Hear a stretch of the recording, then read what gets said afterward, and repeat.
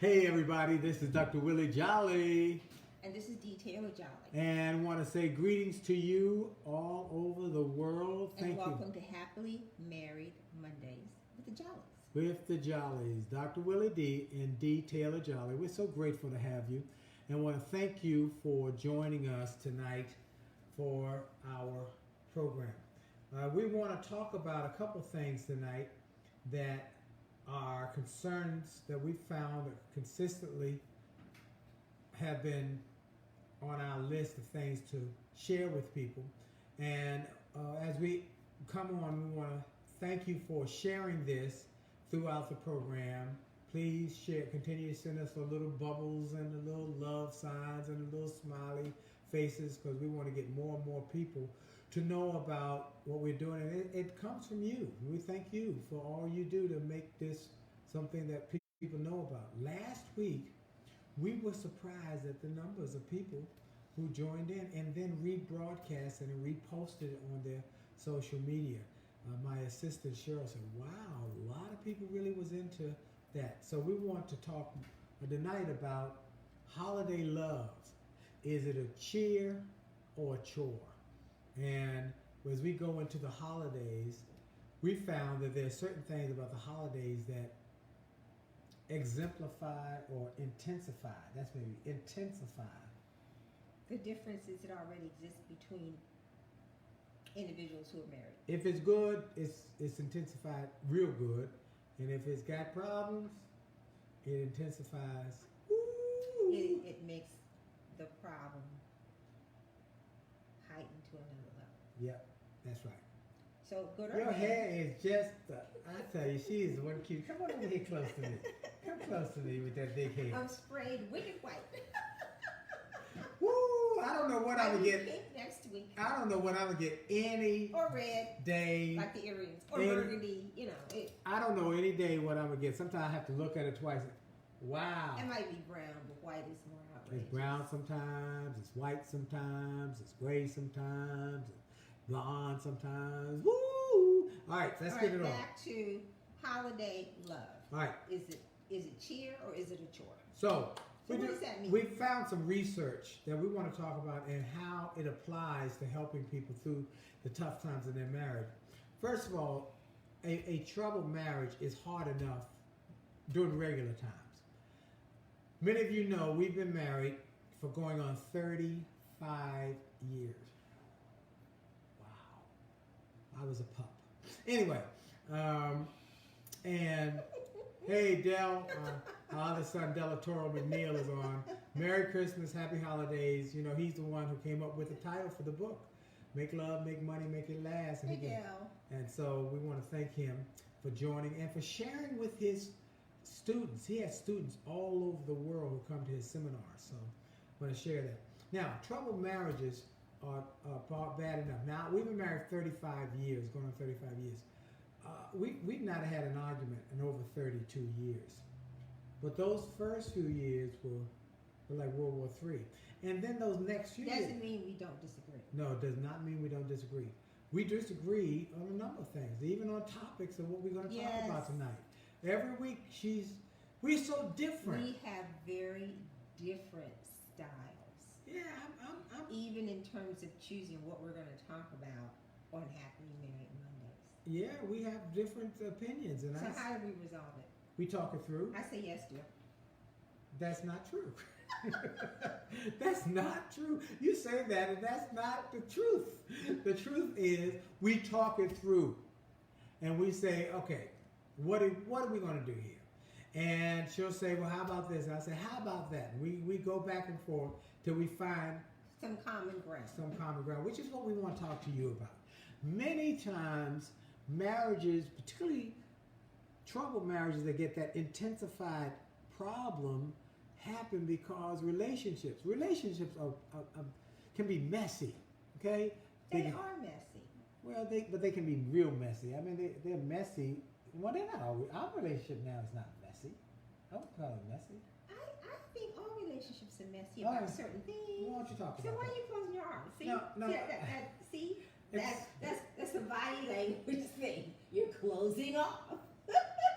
See? So So tell me what you mean by messy. Because you don't always agree. And when you don't always agree, then it's messy. You resolve it, you clean up the mess. That's what I call messy, because you don't always But we don't argue. We don't ever we argue. disagree. Yeah. Then We might disagree on where we're going to go eat dinner. yeah, that might be a minor mess. That's Okay, how so I'm you, defining I it. see, okay. But some are really, really messy. Well, some take you to divorce court. Yeah, we haven't been there. No. We ain't going there. Correct. So I told you when we got married, divorce was not an option. Then So I have to kill you. you had to die. Somebody got to die. I don't care. One of us got to die to get out of this. And once let me say that when we came up with that, I told her, she'd been married before, and I said, we're not getting divorced. It's not an option. So if you want to get out of this marriage, you can die. Now, if you can die, you're good. But other than that, we're going to stay together. We're going to work through the problem, which is what I want to say. That is why, okay. I want to say to everybody. So then No, I don't mind messy. It's just that I don't think our marriage is messy. Our relationship is messy. I'm saying sometimes But you say- situations are messy, sweetheart. Okay, well, situations can be messy, but Yeah, and then we work through it, like the topics to every cover week. this Okay. evening. So being in a troubled marriage is hard anytime. But when there is a holiday, it can become intensified and the spotlight can become more bright. So we're looking at some of the online research that we felt we could answer some of those questions through research and the conversations and the information from our book and our programs. So holiday situations heighten the differences that each member of the relationship brings to the table. Like, I'm very well organized. I want to know where I'm going. I want to know what is the attire. I want to know who's going to be there. I want to know all of that and how long we're going to stay. And that is, so this, I'm half of the relationship, right? And then you are, woo, that's messy. Because then we have to work out, how do I get to become comfortable with what we're doing? Because you're always changing. So then what do? You have to give me some parameters so that I can feel comfortable in going everywhere and doing everything, even in terms of what should we be wearing. Does that make sense to you, what I'm saying? Yeah, it does, and it's true. We are quite different. I'm an extrovert, she's an introvert. I'm a macro, she's a micro. So I have to plan mentally. We're going to go all these different, how do I have to plan mentally to interact with all these different people. Yeah. Which is very natural for you. It is not natural for me. Right. This is true. Okay. And then to suffer, sometimes I suffer from overload. And then you say, I want to go home. No, I said, I've had enough. All right, so whether a couple is facing conflict, feelings of betrayal, feeling distant, unconnected, whatever the feeling, that pain, sadness, disappointment during holidays can be intensified. And yet, we want to teach you how you can face the holidays in whatever your relationship is, where you're feeling a little not valued, maybe not appreciated. So is it a feeling or attitude? Well, it's a feeling, and then we want to help you control your attitude. Because so the feeling brings on the attitude, or the attitude? No, the attitude is neither one of them. They're not. It doesn't work like that. Oh. Feelings don't really bring on an attitude, nor does the attitude bring on a feeling. Really? Emotions are part of life. We all have emotions. Everybody has emotions. We have happiness, sadness, anger, maybe depression. What emotions? But what we must work on is mental attitude, because your mental attitude will determine how you frame whatever you're going through at that moment. Attitude. So what is mental attitude then? Mental attitude is how you see the world, how you see perspectives. Can I choose that? That is a choice. Absolutely. You choose your attitude Every day you wake up, you choose. And every married couple has the choice, and every person in the couple has a choice how they're going to handle a difficult situation via their attitude. One of the things we see is people who have difficulty with their maybe in-laws or people in their families. So you can choose how you want to see the world, how you want to see the situation, how you're going to respond in the situation is your choice. It's all up to you. It's all up to you. It's your choice. You can't. Let me ask you all folks something. And I want to say hello to David, my cousin David Robinson, who's a big fan every week. Thank you. And he said an attitude of gratitude every day. Absolutely. But also an attitude of reframing. So you might have an issue with your in-laws. I don't know. Let me tell you something. We can only give you perspectives on things that we've never experienced. And by that I mean we can give you something that we might know. If there's something I don't know, we'll tell you, okay? Let me also say, this is very important for me to say. We are not counselors. We are not marriage counselors. And I want people to hear that. I'm going to start saying that every week. We are not marriage counselors. We are marriage mentors. And there's a difference. A marriage counselor is a professional who is trained in counseling marriages through the difficult moments or whatever their challenges are. Mentors tell you, here's what we found to do to be successful in our marriage, to win. I'll tell anybody, I'm winning in my marriage. I got some things I'm fighting in and things that I'm challenged with, but my marriage, I'm winning. Now, was it all that way? No. But once I figured out how to win, I continue to win. And I want you to win. I think one of the major things about the winning that you're talking about, the strategies, getting back to communicating. No, my best win was I was wise enough to marry well. All right. So everybody, you got to. Did I go there or what? Woo! You have a hand that you're dealt now. Okay, now that you're in it, how do you win once you're in it? Win it. We want you to win it once you're in it. Now, how do you do that? If there's some challenges, you got a challenge with your in-laws. I never had that issue, but I guess I did have an issue once. In-law. Initially, my father-in-law was, before we got married. My father didn't like anybody. In the sense of I'm his baby girl, so how was he gonna like anybody? So, but let me tell you, you had to win him over. That's right. There you go. I made a conscious decision to win him over. Her mother, woo, we were like popcorn from day one. But her father was very distant. And reserved is a good word. Reserved.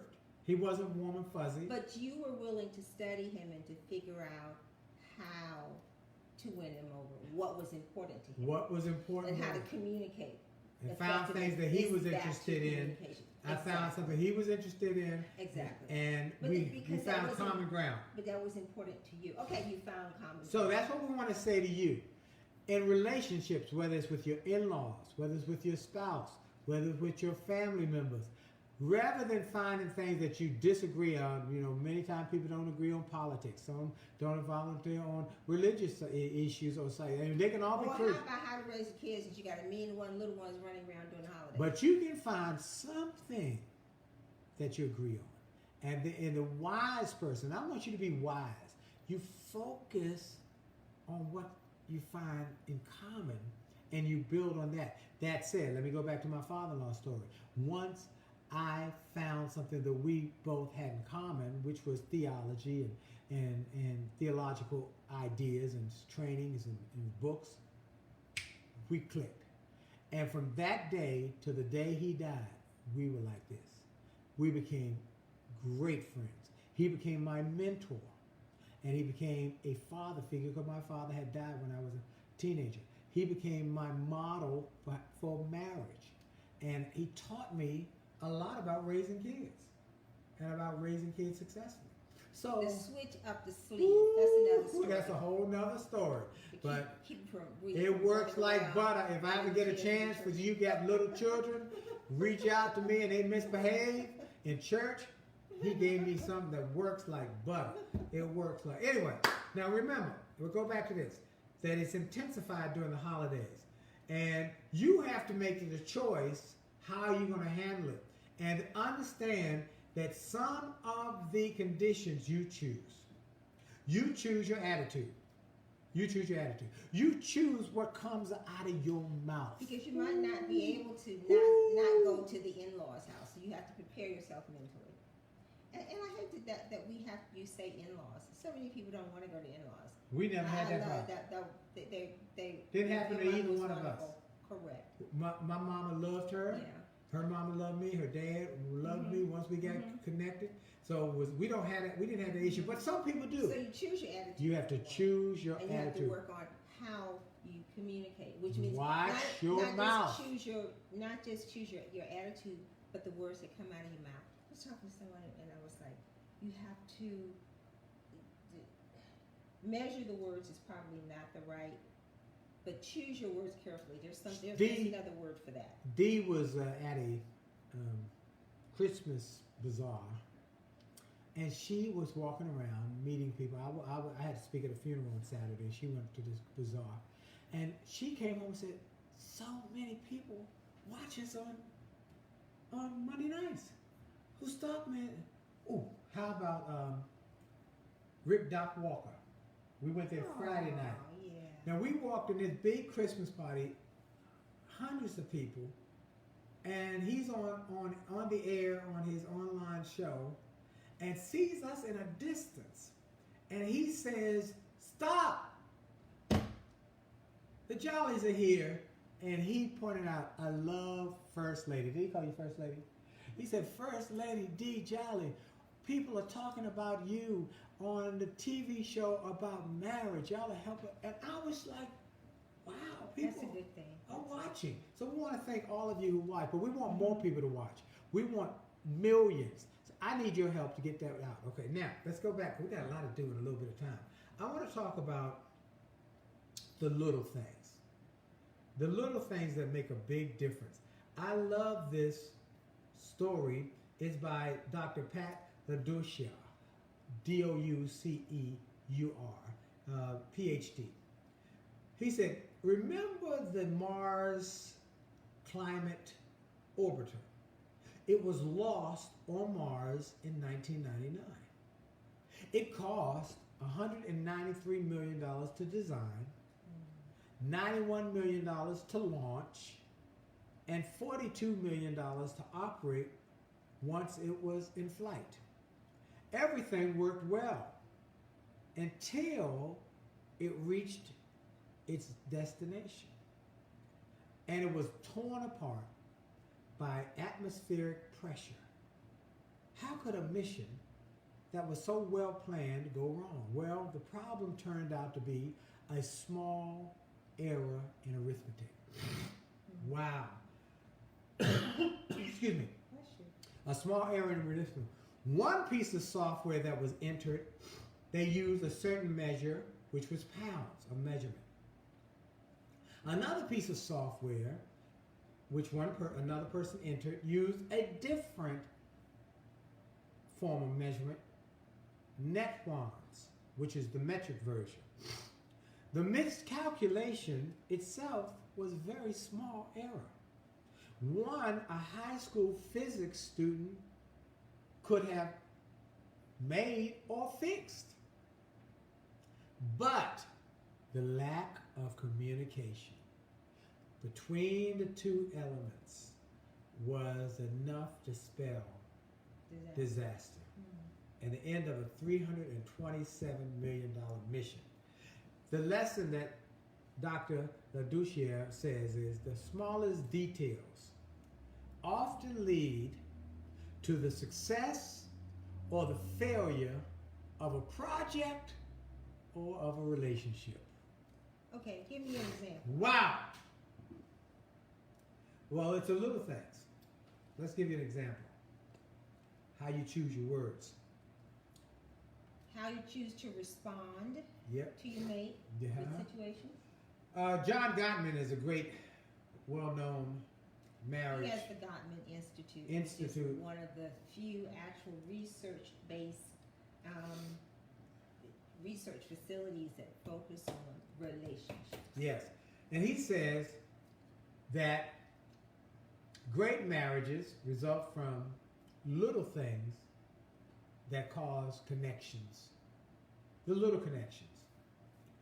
There's a story about a husband and his wife that they were having some issues because he was working long hours, trying to pay the bills. She was a homemaker, raising the children. But they had made an agreement. We're going to work on our marriage by having dinner together every night. 7 o'clock. Well, one night he comes in, he's at work, and he gets a call as he's about to leave work. And he says, I'm going to take this call. The call runs long. He's late getting home. He gets in. He said, oh, now she's got dinner ready. It's 7 o'clock. He said, oh, I got to do one more thing. He goes in his office, home office, and he makes some more emails and so forth. And then he comes out. It's after 7. The food is cold. She's not happy. He sits down at the table, eats. And then by that time, she's upset. She goes off to the bedroom. He goes to his man's cave. And it just intensified. Where, think about different choices. He had said... So he didn't say anything? Didn't say that. If he had said, when the phone call came in as he was leaving work, hey, I got to call you right back. I'll call you in a few minutes, either from the car or as soon as I get home. But I got a commitment at 7 o'clock. Or, let's say he got in right at 7 o'clock, rather than going to do those emails. Emails are something he usually can wait. He had come over, given her a hug, said, I'm running late, but I'm here. I'm so excited about your dinner. Can I help with anything? Let me set the table. Or, see, little things he could have done to show his involvement in You're his... talking about... Little choices. I would say more specifically, you're really talking about communicating. Yes. The little things in terms of what you're thinking as well as what you're doing. Because we deal with that all the time. Yeah. Yeah, we deal with it all the time. To actually speak what you're thinking or to let the other person know this is what's going on. Right. But sometimes we're so very busy, we don't stop to say, oh, I'm running late. I've got one more call to do. Or like yesterday when you had the launch of the 98.6. For those who came to the 98.6 launch last night, 98.6, whoo, it was out of sight. But anyway. There were so many things that you were doing, and I just kind of stepped back. Because when you have so many things like that you're doing, you're suffering from overload. I had a lot going. And it was herding cats. I'm aware, right? It was herding cats. For those who don't know, 98.6 is a group that I played with when I was in my teens, who got a record deal, created an incredible album of music. The music was slated to come out in the late 70s. We signed with a record label out of New Jersey. They said it'll be out, this is going to be a big hit. We waited a month, 2 months, 6 months, it still wasn't out. We said, what's happening? They said, oh, we're having some challenges. We said, after a year, we're saying, where's the music? Only to find out they were going through bankruptcy. We asked for the music back. Could we get it back? They said, no, we're going to get we're going to get new funders. They didn't. In the process of getting new funders, one of the owners died. So the music then got caught up in his estate. And then it got to be a mess. We didn't have the money to go through a long legal... So 40 years... 40 years go by. There was a statute in the copyright law that says if you file for your music in those 5 years from the time, within 40 years, there's a very... or maybe it's less time, you can get the music back. And one of our members was a lawyer, or is a lawyer, and did it. And we got the music back, and we're going to put it out collectively. I'm kind of leading the charge, making sure everybody's going in different directions. I became a speaker, an author. I'm used to taking charge of stuff and getting stuff out and moving stuff, but everybody doesn't move at the same speed that I do now. So there was some challenges. So I had to herd these cats constantly. We had people were everywhere. So Dee said I was on overload because I'm trying to do all of this. And so move stuff. I was wise enough to be observant in terms of what he was doing and stepped aside because I realized I would have been in the way. That's what I'm saying. Okay. Okay, so the communication is that I was aware of what you were doing. You articulated it as best you could, and because I studied you and know what you are about, I was like, okay, this is how I can help by being out of the way. Well, we did it. We got it. Yes. All right, so now let's go to the next thing. Talk about that Mars orbiter. So I thought that was a profound point. Let me tell you how important So they didn't is that. communicate about Did it. not communicate. Even the small things about from pounds to something else. That's right. And you want to, and many times people drift apart for reasons that they don't know and can't understand. They drift apart, and then before you know it, they are on different pages. So we want to get people to start doing it. So in our book, we talk about how you need to make sure in chapter 4 that you communicate. So chapter 4 is communication. Communication. And if you feel like you're not communicating effectively, go back to chapter 4. Read it again. Go through chapter 4, the two of you together. But what happens is another thing when you need to rekindle your friendship because the little things have become big and you're not on the same page and you're not finding things in common. Go back to chapter 1. There's some things about how to rekindle your friendship. And chapter 1 is friends first. Friends first. Last one I want to encourage you to go to is the one on always date your mate.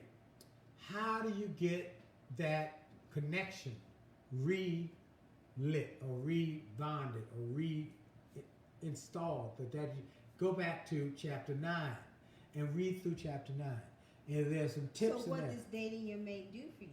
Dating your mate helps you get to know your mate. Yep.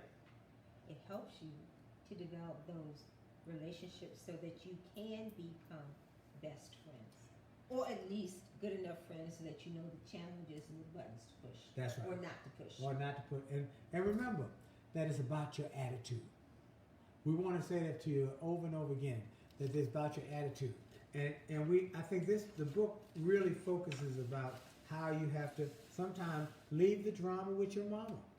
Chapter 5, reframe your thinking. So what we want to encourage you to do is go get the book. If you don't have the book, go get 2 copies, one for you and one for your significant other. You can get the book, you can get the audio book.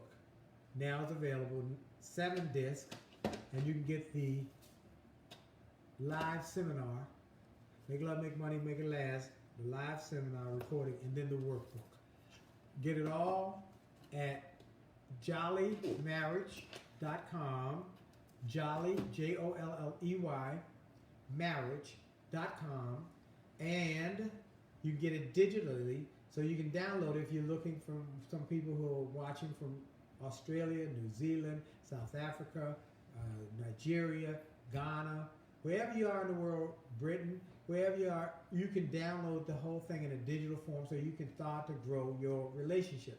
Look, marriage is a challenge all over the world. We're seeing in countries around the world, more and more people are depressed, discouraged, and despondent about their relationships. And many of them have major problems over little things that are fixable.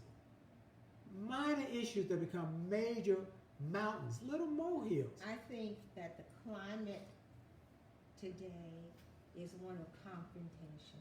Well, It is not one of cooperation. ooh, that was good. Oh, thank you. And so what we want to say is that in relationships, where the key is to support and nurture each other, you can develop a better way In the to book, communicate there's a chapter by working at it. on page 169, the little things. Going back to that Mars orbiter. Little things. Little things make a big difference. There's a song lyrics here that says, little things that don't seem big, they really mean a lot to me. Those little things that make me smile, my love. Those little things that you do that make me glad there's me and you. Now that you made my life a paradise of joy. It's the little things that mean so much to me. The way you smile, the way you look at me like a child, I'm happy as can be. The little things. So we want you to get focused on the little things, how you talk to each other, how you communicate, how you connect during the day. How you talk to each other, how you choose your words. How you choose your words. And your attitude. Your attitude, don't let the little stuff drive you crazy. And don't become crazy because crazy is all around you in all the situations and circumstances at work and in the world. Focus when you get home on that other person. Make them feel special. They make you feel special. And if there's any hurt, don't bury it. Say, here's how I'm feeling. Talk about it. We want you to do that. Apologize if necessary. And apologize if necessary. Chapter number 4, big points on communication. Look, our time is up. It's after 9:30. I want to thank y'all for spending time with us tonight. Share this on your social media. Put it out to everybody. We'll talk to you soon. Have a great week on purpose. And we hope we'll see you again next week. Jolley out. Jolley out.